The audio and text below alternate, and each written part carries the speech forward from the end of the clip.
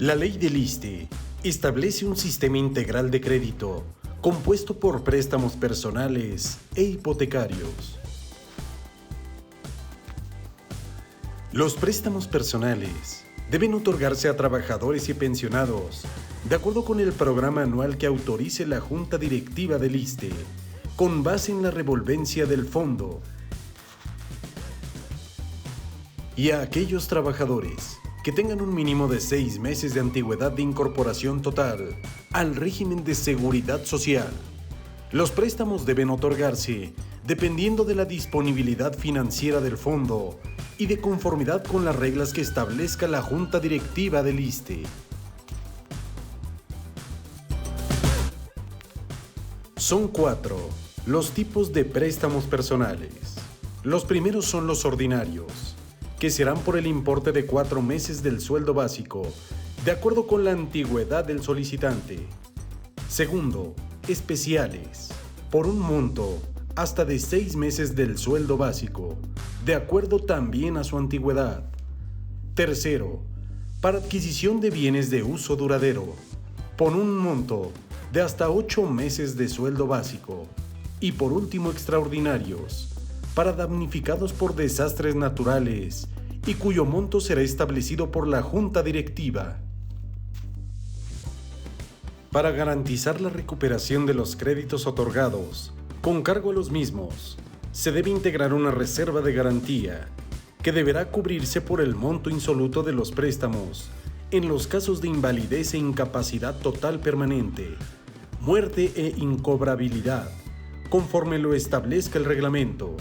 El monto del préstamo y los intereses deben ser pagados en parcialidades quincenales iguales, en un plazo no mayor a 48 quincenas, en el caso de los ordinarios y especiales, y de 72 quincenas, en el caso de los de bienes de consumo duradero.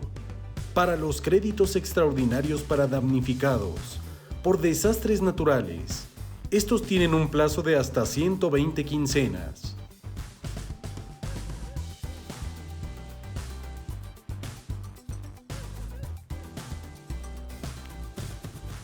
Las dependencias y entidades públicas se encuentran obligadas a efectuar los descuentos quincenales en nómina que ordene el Instituto para la recuperación de los créditos que otorgue y a entregar dichos recursos conforme a lo establecido en la ley.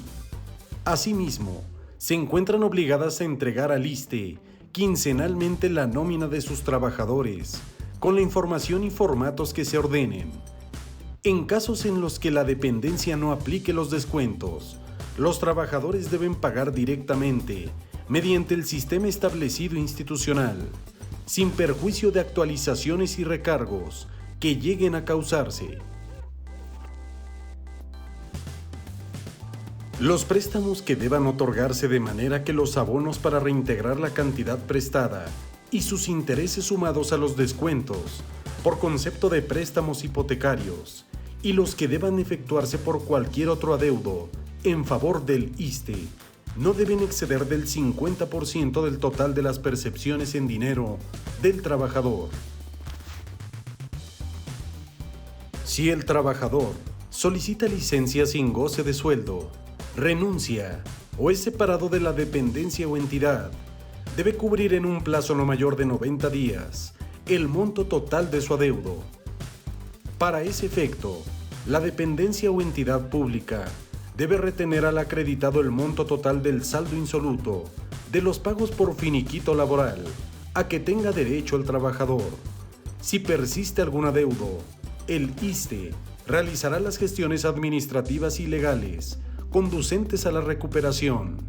Al transcurrir un año desde la separación del acreditado y habiéndose agotado todas las gestiones administrativas de cobranza, el adeudo del capital e intereses correspondientes se cancelarán contra la reserva de garantía de créditos, otorgados en los términos establecidos en la cartera. El trabajador no puede disfrutar de un nuevo préstamo especial, ni para bienes de consumo duradero, mientras no cubra el anterior. En el caso de los préstamos ordinarios, solo pueden renovarse cuando se haya cubierto el pago de cuando menos el 50% del monto del crédito que fue concedido, una vez cubiertos los abonos para ese periodo y cuando el deudor pague la prima de la reserva de garantía, cubra el saldo insoluto y la aportación de renovación con cargo al nuevo crédito.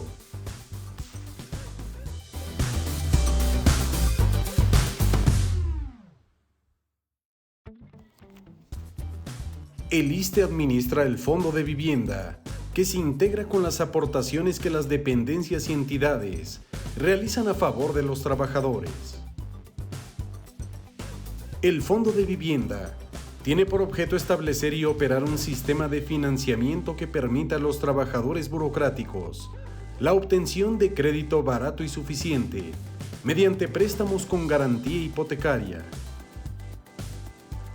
Estos préstamos se harán hasta por 2 ocasiones, una vez que el primer crédito se encuentre totalmente pagado. Los recursos del fondo se integran por aportaciones que dependencias y entidades entregan al instituto a favor de los trabajadores, por los bienes y derechos adquiridos por cualquier título y por los rendimientos que se obtengan de las inversiones de los recursos señalados anteriormente. Los recursos del Fondo de la Vivienda se destinan al otorgamiento de créditos a los trabajadores que sean titulares de las subcuentas del Fondo de Vivienda, de las cuentas individuales y que tengan depósitos constituidos a su favor por más de 18 meses en el ISSSTE. El importe de los créditos también se aplica a la adquisición o construcción de vivienda, reparación, ampliación o mejoramiento de sus habitaciones, pasivos contraídos por cualquiera de los conceptos anteriores, y a la adquisición de suelo destinado a la construcción de su vivienda. El instituto puede descontar con las entidades financieras que cuenten con la respectiva autorización emitida por la Secretaría de Hacienda los créditos que se hayan otorgado para aplicarse a esos conceptos. También para el pago de capital e intereses de la subcuenta del Fondo de Vivienda, cubrir los gastos de administración, operación y vigilancia, inversión de inmuebles destinados a oficinas y muebles estrictamente necesarios y todas las erogaciones relacionadas con su objeto.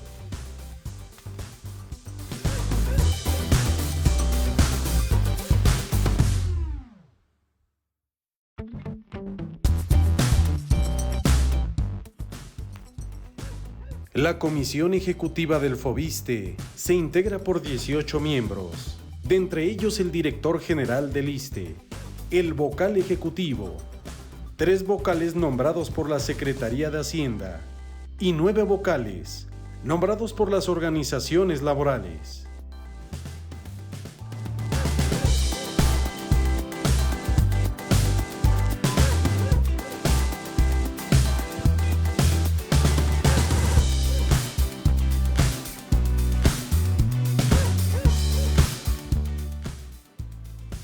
En el momento en el que el trabajador reciba crédito para vivienda, el saldo de la subcuenta del Fondo de la Vivienda de su cuenta individual se aplicará como pago inicial. Durante la vigencia del crédito concedido al trabajador,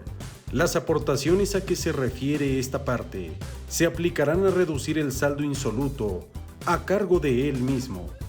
El trabajador que obtenga un crédito de alguna entidad financiera para aplicarlo al pago de la construcción o adquisición de su habitación o de suelo destinado para vivienda, puede utilizar como pago inicial para la construcción o adquisición el saldo de su subcuenta del Fondo de la Vivienda y las aportaciones que se efectúen en la subcuenta citada con posterioridad al otorgamiento del crédito se aplicarán a cubrir el saldo insoluto.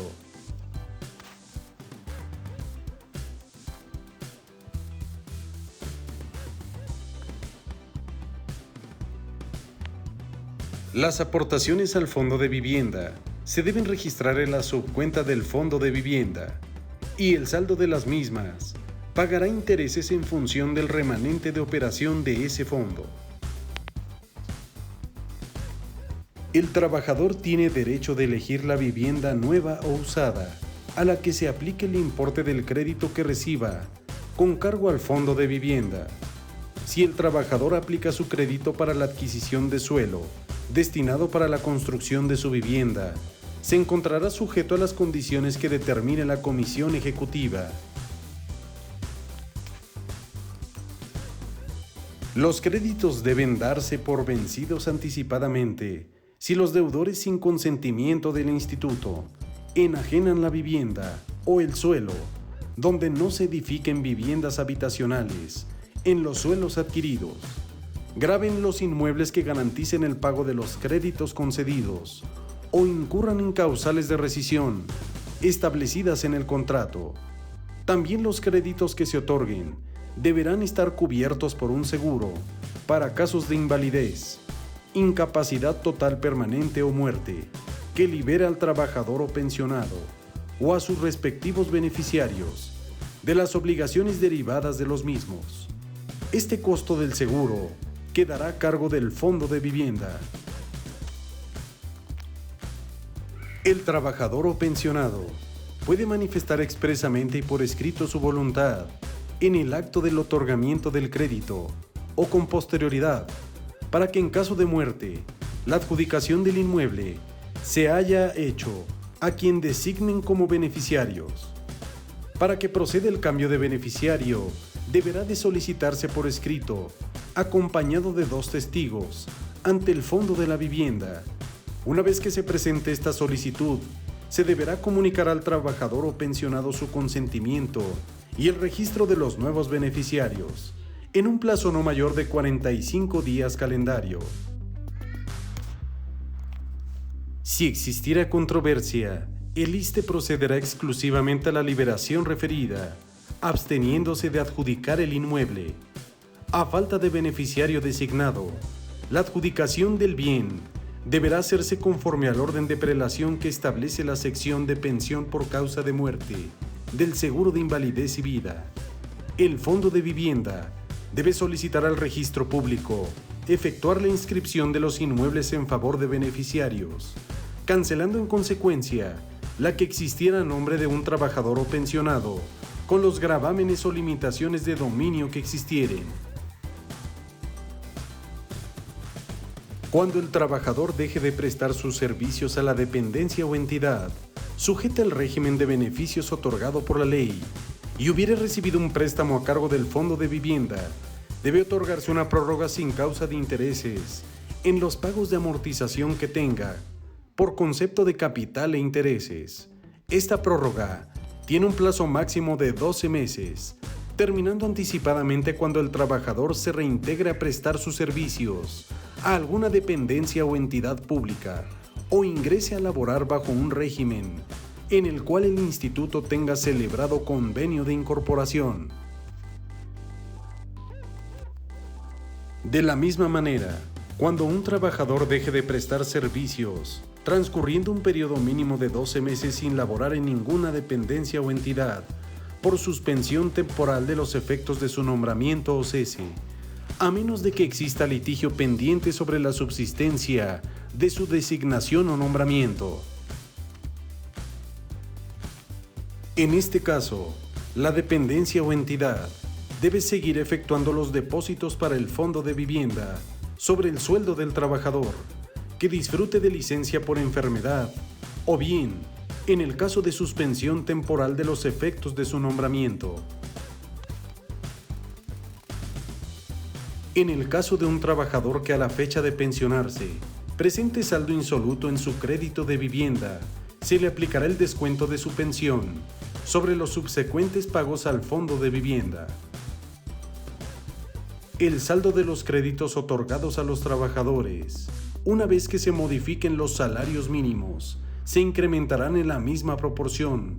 en que aumenten aquellos. Asimismo, los créditos devengarán intereses sobre el saldo ajustado a la tasa que determine la Junta Directiva, la cual no será menor del 4% anual sobre saldos insolutos. Las cantidades que se descuenten a trabajadores con motivo de los créditos no podrán exceder del 30% de su sueldo básico y los créditos se otorgarán en un plazo no mayor de 30 años.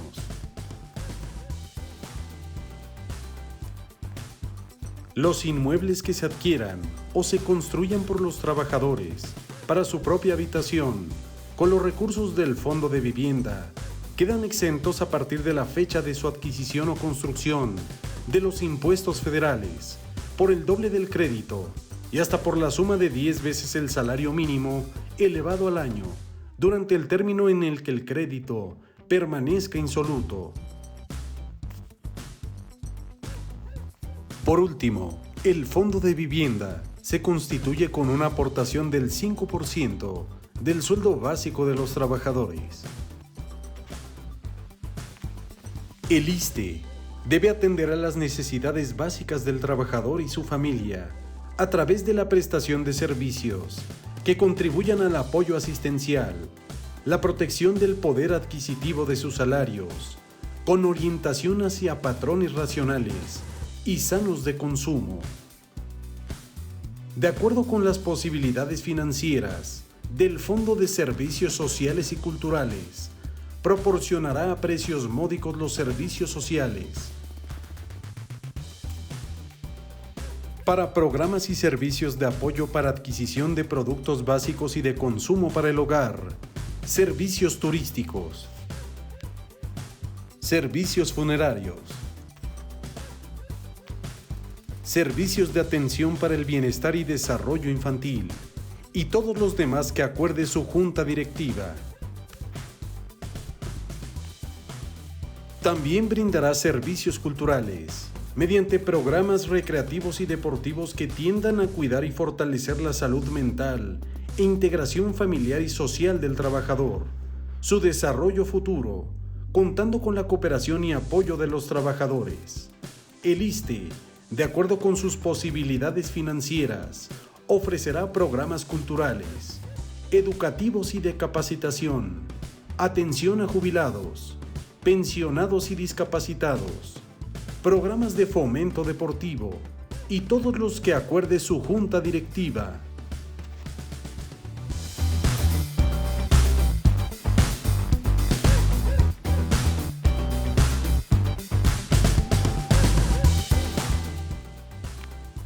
Para el financiamiento de estos programas, tanto a trabajadores como dependencias y entidades, les corresponde a cada una aportación del 0.5%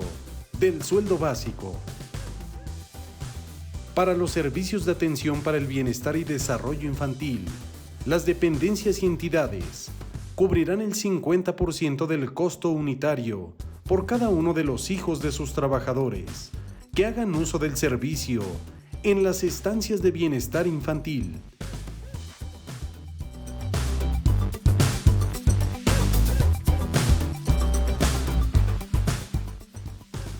Si un trabajador burocrático deja de prestar sus servicios en alguna dependencia o entidad y no tiene la calidad de pensionado, puede solicitar la continuación voluntaria en cualquiera de los seguros del régimen obligatorio, con excepción del seguro de riesgos de trabajo, cubriendo íntegramente las cuotas y aportaciones que le correspondan. Estas cuotas y aportaciones deben ajustarse de manera anual, de acuerdo con los cambios relativos que sufra el sueldo básico en la categoría que tenía el interesado, en el puesto que hubiere ocupado, en su último empleo. Para el caso del seguro de salud, se requiere que el trabajador acredite haber laborado cuando menos 5 años en alguna dependencia o entidad incorporada al ISSSTE. El pago de las cuotas y aportaciones se hará por bimestre o anualidades anticipadas.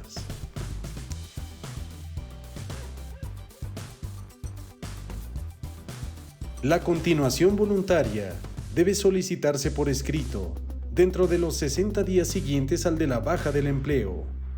Esta continuación voluntaria terminará por declaración expresa del interesado, dejar de pagar sus cuotas y aportaciones e ingresar nuevamente al régimen obligatorio. El registro de familiares derechohabientes y las demás reglas de los seguros contratados deben ajustarse a lo que establece la ley. El ISSSTE puede celebrar convenios con los gobiernos estatales, municipales y sus dependencias y entidades para que los trabajadores y sus familias reciban los seguros, prestaciones y servicios del régimen obligatorio legal. La incorporación debe ser total y en ningún caso se pueden otorgar seguros, prestaciones o servicios que no estén previstos en el convenio. Para ese efecto, deben garantizar incondicionalmente el pago de las cuotas y aportaciones y la suficiencia presupuestal necesaria, autorizando al ISSSTE para que celebre en cualquier momento las auditorías que sean necesarias para verificar su suficiencia presupuestal. Los convenios de incorporación deben establecer que los seguros, servicios y prestaciones que se proporcionen a los trabajadores incorporados por virtud del convenio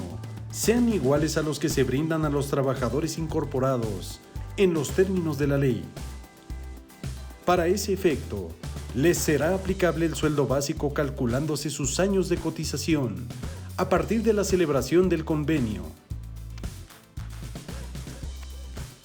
La ley establece que el ISSSTE se reserva el derecho de contratar seguros, prestaciones y servicios, así como dar por terminada la vigencia de los mismos de forma anticipada, cuando existan causas o motivos suficientes que pongan en peligro la adecuada y eficiente prestación de sus servicios, su equilibrio financiero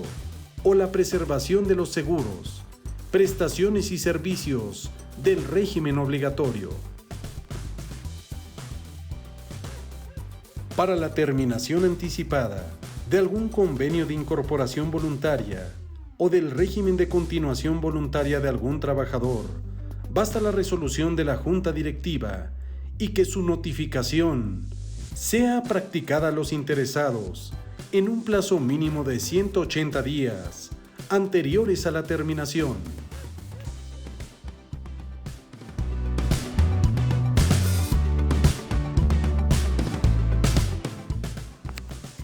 El ISSSTE es un órgano con personalidad jurídica para celebrar toda clase de actos y contratos, defender sus derechos ante tribunales o fuera de ellos,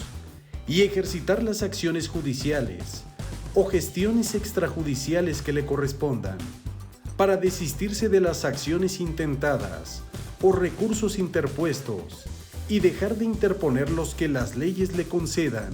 Cuando se trate de asuntos que afecten al erario federal, se deben afectar los gastos de administración del instituto por la cantidad correspondiente, según conste en acuerdo expreso de la Junta Directiva. Entre las funciones más importantes que tiene el ISSSTE, encontramos la del cumplimiento de programas aprobados para otorgar seguros, prestaciones y servicios, emitir resoluciones que reconozcan el derecho a la pensión, vigilar, recaudar, determinar y cobrar el importe de las cuotas y aportaciones, invertir los fondos de reserva, adquirir o enajenar los bienes muebles e inmuebles que resulten necesarios para sus fines, establecer la estructura y funcionamiento de sus unidades administrativas, la administración de los seguros y, por último, difundir conocimientos y prácticas de previsión social. Los órganos de gobierno del ISSSTE son la Junta Directiva, la Dirección General, la Comisión Ejecutiva del Fondo de la Vivienda, la Comisión Ejecutiva del Pensioniste y la Comisión de Vigilancia. La Junta Directiva se compone de 19 miembros. El ISSSTE debe constituir un comité de inversiones compuesto por 5 miembros, de los cuales cuando menos serán 2 personas, independientes con experiencia mínima de 5 años en la materia. Los otros 3 miembros del comité serán designados por la Secretaría de Hacienda, el Banco de México y el propio ISSSTE. Este comité de inversiones tiene a su cargo analizar y hacer recomendaciones respecto de la inversión de los fondos de reservas que constituye el instituto. El patrimonio del ISSSTE lo constituyen sus propiedades, posesiones, derechos y obligaciones, cuotas, aportaciones y cuota social al seguro de salud, que se enteren en los términos de la ley, y al fondo de la vivienda, el importe de los créditos e intereses, rentas, plusvalías y demás utilidades, el importe de las indemnizaciones, pensiones caídas e intereses que prescriban en su favor, el producto de las sanciones pecuniarias derivadas de la aplicación de la ley, donaciones, herencias y legados, así como bienes muebles e inmuebles, y cualquier otra percepción respecto de la cual el instituto resulte beneficiario. Los trabajadores o pensionados y sus familiares derechohabientes no tienen derecho alguno individual o colectivo sobre el patrimonio del instituto, solo a disfrutar de los beneficios que la ley les concede. Los bienes muebles e inmuebles que pertenezcan al ISSSTE gozan de las franquicias, prerrogativas y privilegios que sean concedidos a los fondos y bienes de la Federación. Todos los actos y contratos celebrados por el Instituto se encuentran exentos de toda clase de impuestos y derechos, y aquellos en los que intervenga en materia de vivienda no requieren de intervención notarial. El Instituto se considera de acreditada solvencia y no se encuentra obligado a constituir depósitos o fianza de ninguna clase. Si los recursos del ISSSTE no bastan para cumplir con sus obligaciones, el déficit existente será cubierto por el gobierno federal y los gobiernos o dependencias y entidades de las entidades federativas o municipales que coticen al régimen de la ley. Para garantizar el debido y oportuno cumplimiento de las obligaciones que contraiga, derivadas del pago de beneficios y prestación de servicios y seguros que se establecen en la ley, el Instituto debe constituir y contabilizar por cada seguro y para el rubro de servicios la provisión y el respaldo financiero de sus reservas. Estas reservas forman parte del pasivo del Instituto y solo se puede disponer de ellas para cumplir con los fines previstos en la ley, garantizando su viabilidad financiera en el largo plazo.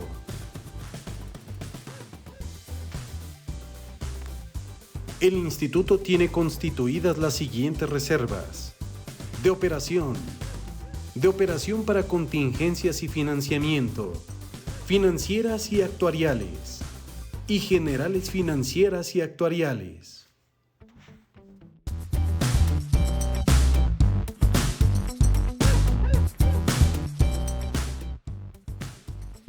Los ingresos y gastos de cada seguro, prestación y servicio, así como las reservas, deben registrarse contablemente por separado. El derecho a la pensión es imprescriptible. Las pensiones caídas y cualquier prestación en dinero a cargo del ISSSTE que no se reclamen dentro de los 5 años siguientes a la fecha en que hubieran sido exigibles, prescriben a su favor. Los créditos respecto de los cuales el Instituto tenga el carácter de acreedor, cualquiera que sea su especie, prescriben en 10 años, a partir de la fecha en la cual el propio ISSSTE pueda, conforme a la ley, ejercitar sus derechos. Lo mismo por cuanto hace a sus obligaciones, prescribirán en el plazo de 10 años contados a partir de la fecha en que sean exigibles. La prescripción se interrumpe por cualquier gestión de cobro. El derecho del trabajador y de los beneficiarios a recibir los recursos de su cuenta individual del seguro de retiro, cesantía en edad avanzada y vejez, prescribe en favor del ISSSTE a los 10 años de que sean exigibles.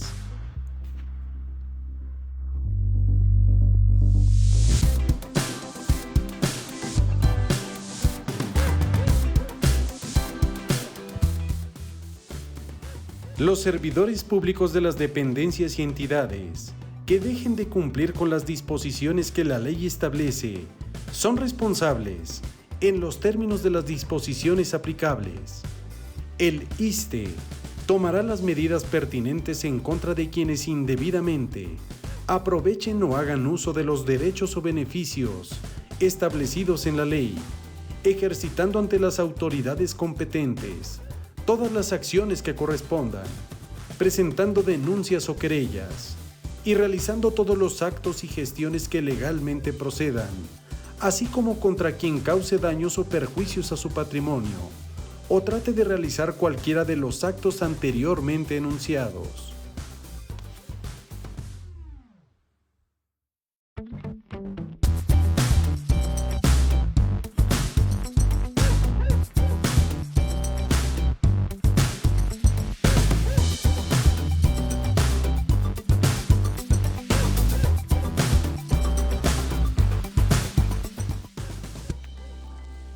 Con la entrada en vigor de la ley del ISSSTE, se establecieron algunos artículos transitorios, entre ellos, que los trabajadores que se encuentren cotizando al régimen del instituto se les reconocerán los periodos cotizados con anterioridad, que tendrán derecho a optar por el régimen que se establece en el artículo 10º transitorio o la acreditación de bonos de pensión del ISSSTE en sus cuentas individuales. Este bono es una cantidad específica de dinero que corresponde a los años que el trabajador laboró antes de la entrada en vigor de la nueva ley del ISSSTE, y esos recursos se depositaron en el Fondo Nacional de Pensiones de los Trabajadores al Servicio del Estado o en la AFORE que eligió libremente. A partir del 1 de enero del año 2008, los trabajadores tuvieron 6 meses para optar por el régimen previsto en el artículo 10º transitorio o por la acreditación de bonos de pensión. En este plazo, si el trabajador consideró que su sueldo básico o tiempo de cotización era diferente al que le era acreditado como base para el cálculo preliminar de su bono, tuvo derecho a entregar al instituto para que realizara la revisión y ajuste que en su caso correspondiera las hojas únicas de servicio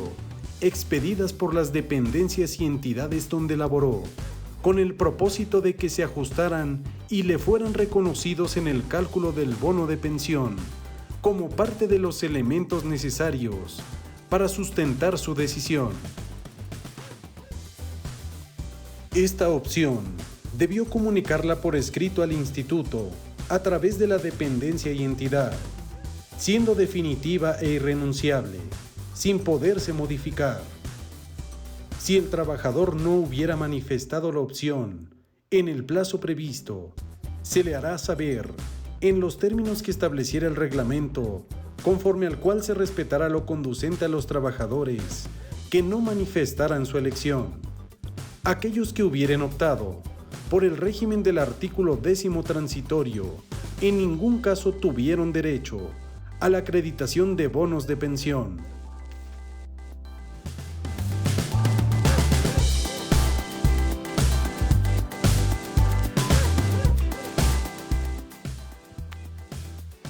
Esta tabla sirve para determinar el monto de los bonos de pensión, debiendo multiplicarse el numeral que corresponda a los años de cotización y edad del trabajador por el sueldo básico, elevado al año y expresado en unidades de inversión, que estuviere percibiendo el trabajador al último día del año anterior a que entró en vigor la ley del ISSSTE. Pero ¿de qué habla el artículo 10º transitorio? En este se establece que los trabajadores que no hayan optado por la acreditación de bonos de pensión se les aplicarán las siguientes modalidades. A partir de la entrada en vigor de la nueva ley y hasta el 31 de diciembre de 2009, los trabajadores que hayan cotizado 30 años o más y las trabajadoras que hubieran cotizado 28 años o más tienen derecho a la pensión por jubilación equivalente al 100% del promedio de su sueldo básico de su último año de servicio, y su percepción comenzará a partir del día siguiente a aquel en el que el trabajador hubiere disfrutado el último sueldo antes de causar baja. Que los trabajadores que hayan cumplido 55 años de edad o más y 15 años o más de cotización al instituto tienen derecho a una pensión de retiro por edad y tiempo de servicios equivalente a un porcentaje del promedio de su sueldo básico de su último año de servicio, en atención a la siguiente tabla.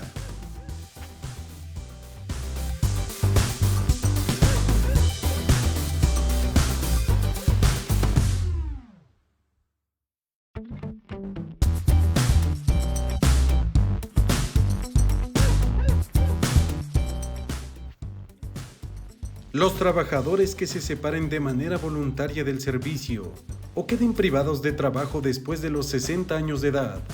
habiendo cotizado por el mínimo de 10 años al instituto, tienen derecho a una pensión de cesantía en edad avanzada, equivalente a un porcentaje del promedio del último sueldo básico del año de servicio, de conformidad con la siguiente tabla.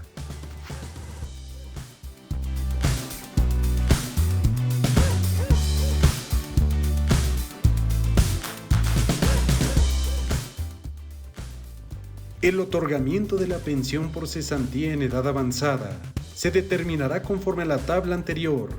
incrementándose anualmente conforme a los porcentajes fijados hasta los 65 años de edad, a partir de los cuales disfrutará del 50% fijado. A partir del 1 de enero del año 2010, los trabajadores que hubieren cotizado 30 años o más y las trabajadoras que hubieren cotizado 28 años o más tienen derecho a pensión por jubilación conforme a la siguiente tabla.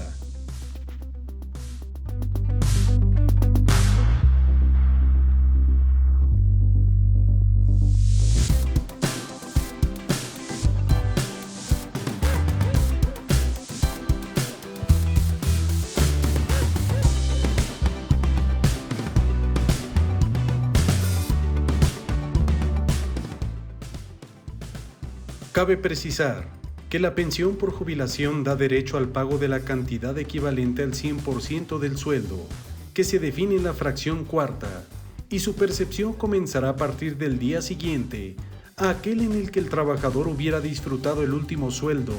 antes de causar baja. Los trabajadores en el inciso B, que cumplan 55 años de edad o más y 15 años de cotización o más al instituto, tenían derecho a una pensión de retiro por edad y tiempo de servicios. El monto de la pensión de retiro por edad y tiempo de servicios es equivalente a un porcentaje del sueldo que se define en la fracción cuarta, de conformidad con los porcentajes de esta tabla. La edad a que se refiere este inciso se incrementará de manera gradual conforme a la tabla siguiente.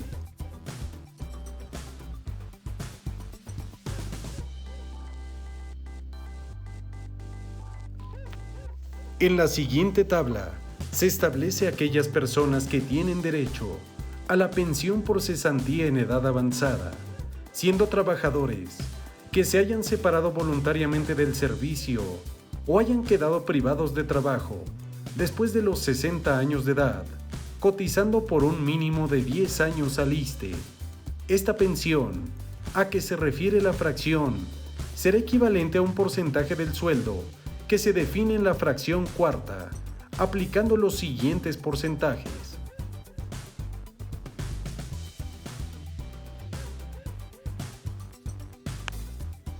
Para el otorgamiento de la pensión por cesantía en edad avanzada, se determinará conforme a la tabla anterior,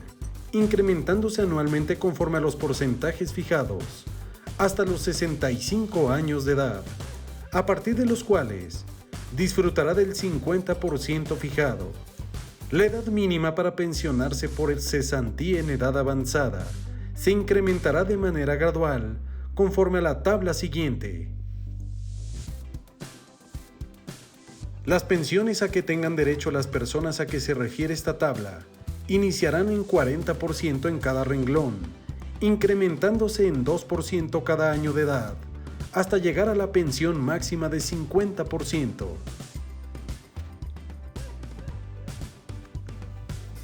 Este artículo también establece que el cómputo de los años de servicio solo puede hacerse considerando uno solo de los empleos, aun y cuando el trabajador hubiera desempeñado de manera simultánea varios empleos, cotizando al ISSSTE, cualquiera que fueran. En consecuencia, para el cómputo, solo se puede considerar por una sola ocasión el tiempo durante el cual haya tenido o tenga el carácter de trabajador.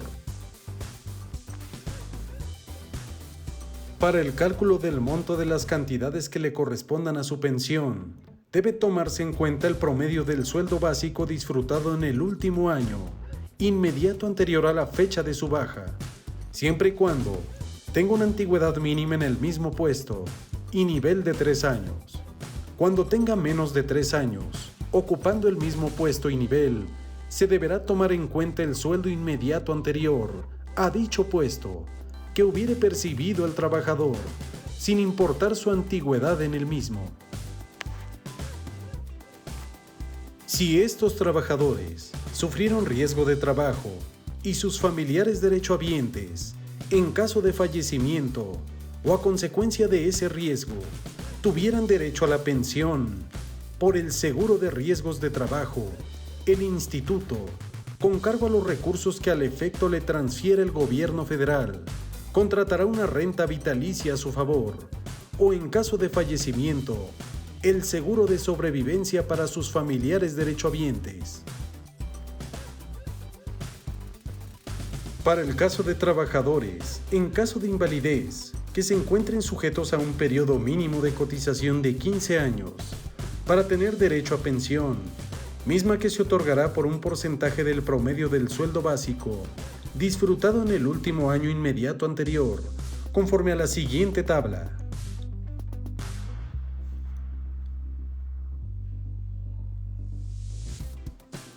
Los familiares derechohabientes del trabajador fallecido, en el orden que establece la sección de pensión por causa de muerte del seguro de invalidez y vida, tienen derecho a una pensión equivalente al 100% de la que le hubiere correspondido al trabajador, aplicándose al periodo mínimo de 15 años de cotización para tener derecho a la pensión.